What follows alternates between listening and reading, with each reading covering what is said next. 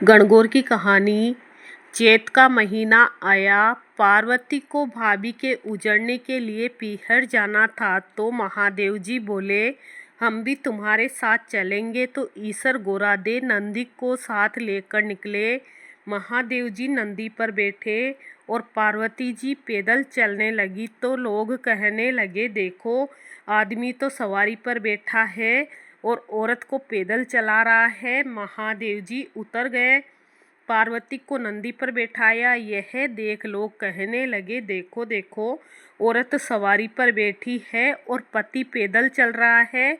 ऐसा सुन पार्वती भी उतर गई। दोनों पैदल चलने लगे, साथ में नंदी भी चलने लगा। अब लोग बोले, देखो वाहन होते हुए भी दोनों पैदल चल रहे हैं। तो ईसर गोरादे दोनों नंदी पर बैठे। लोग बोले, देखो छोटे से जीव पर दोनों जने बैठे हैं। पार्वती बोली, भगवान दुनिया कैसी है, नंदी पर बैठने नहीं देती और पैदल भी नहीं चलने दे। ईश्वर जी बोले, पार्वती ये संसार है, यहाँ ऐसे ही होता है। आगे गए तो एक गाय उठती बैठती बेचैन हो रही थी।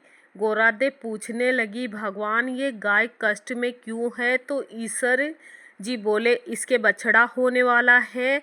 गोरादे बोली, बच्चे के लिए इतना कष्ट मुझसे सहन नहीं होगा, मेरे गांठ दे दो। ईश्वर जी बोले, आगे चलो। आगे गए तो घोड़ी उठ बैठ करती हुई दिखी। गोरादे बोली, इस घोड़ी को क्या कष्ट है? तो ईश्वर जी बोले, इसके बच्चा होने वाला है। गोरादे बोली, मुझसे इतना कष्ट सहन नहीं होगा, मेरे गांठ दे दो। ईश्वर जी बोले, आगे चलो।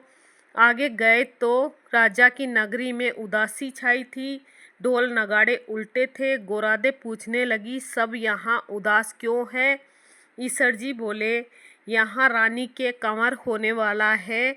अब तो गोरादे जी माने ही नहीं, बोले, बच्चे के लिए इतना कष्ट हो तो मुझे बच्चे नहीं चाहिए, आप मेरे गांठ दे दो। ईश्वर जी को गांठ देनी पड़ी।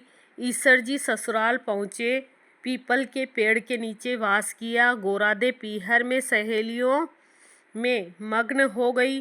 गणगौर नज़दीक आई। ईश्वर जी बोले, आज गणगौर है, सब औरतें पूजा करने आएगी। सवेरे से ही स्त्रियां पूजा करने आने लगी। गोरादे ओढ़ पहनकर 16 श्रृंगार करके पूजा करने गीत गाती हुई आई। गोरादे बोली, सुहाग तो सारा बट गया, ये औरतें तो अब आई है। ईश्वर बोले, गोरादे चिट्टी अंगुली जल में खोलो, 2 नैनों का सूरमा निकालो, मांग से सिंदूर निकालो, टीकी में से रोली निकालो और सभी स्त्रियों को अमर सुहाग दो। इस वक्त गोरादे की मांग का सिंदूर, चिट्टी अंगुली की मेहंदी, टीकी से रोली, आंखों का काजल लेके लोटे के जल में डालकर जंवारे से सभी पूजा में आई कन्याओं व स्त्रियों के ऊपर सुहाग के छींटे देवे। गोरादे ने ईश्वर जी के कहे अनुसार सबको अमर सुहाग दिया। अब ईश्वर जी गोरादे जी घर आए। ईश्वर जी जीमने बैठे, जितना बनाया सब जीम लिया। अब गोरादे जी जीमने बैठी तो माँ बोली, बेटी मैं थोड़ा और भोजन बनाती हूँ। तो बेटी बोली, माँ मैं तो बेटी हूँ, कुछ भी खा लूँगी। और गोरादे ने जला बाट्या और बथुए की पिंडी खाकर लोटा भर पानी पी लिया। माँ ने सीख दी। वहाँ से निकलकर ईश्वर गोरादे जी पीपल के नीचे आए। ठंडी छाँव में थकी हुई पार्वती को नींद आ गई। ईश्वर जी ने पार्वती के पेट की ढकनी खोली, देखा तो जला हुआ बाट्या व बथुए की पिंडी थोड़े से पानी के साथ पड़ी थी। ईश्वर जी ने ढकनी वापस ढक दी। पार्वती जी जागे तो ईश्वर जी ने पूछा, गोरादे क्या क्या जीमा? गोरादे जी बोली, ईश्वर जी जो आपने जीमा वो ही हमने जीमा। ईश्वर जी कहने लगे, पार्वती सच बोलो। गोरादे बोली, रसोई में माँ भेद थोड़ न करेगी।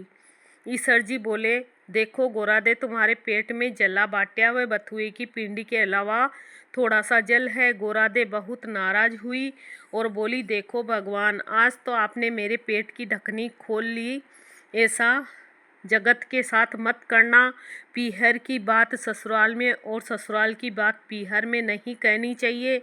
पार्वती इतनी बोली और ईसर गोरादे जी वापस कैलाश पर्वत के लिए रवाना हुए। आगे देखा राजा के यहाँ शहनाइयाँ बज रही है, लोग खुशियाँ मना रहे हैं, रानी बहुत खुश है। गोरादे बोली, कुंवर होने पर इतनी खुशी होती है, आप मेरी गांठ कृपा करके खोल दे। ईसर जी बोले, पार्वती मैंने पहले ही कहा था मेरी गांठ खोले नहीं खुलेगी। आगे घोड़ी के बच्चा हुआ, वह अपने बच्चे को प्यार से चाट रही थी, वह बहुत प्रसन्न थी। पार्वती बोली भगवान आप मेरी गांठ खोलो। महादेव जी बोले ये गांठ नहीं खुलेगी। और आगे गाय अपने बच्चे को प्यार से चाट रही थी और बहुत खुश हो रही थी, और उस गाय की मालकिन भी बहुत खुश थी। पार्वती जी सोचे जानवर को बच्चों की इतनी उमंग है तो मानव की तो बात ही क्या। और ईसर जी से बोली भगवान मेरी गांठ खोलो, नहीं तो मैं आगे नहीं चलूँगी।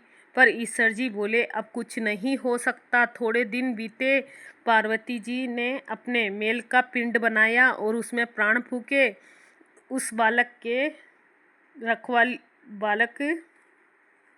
को रखवाली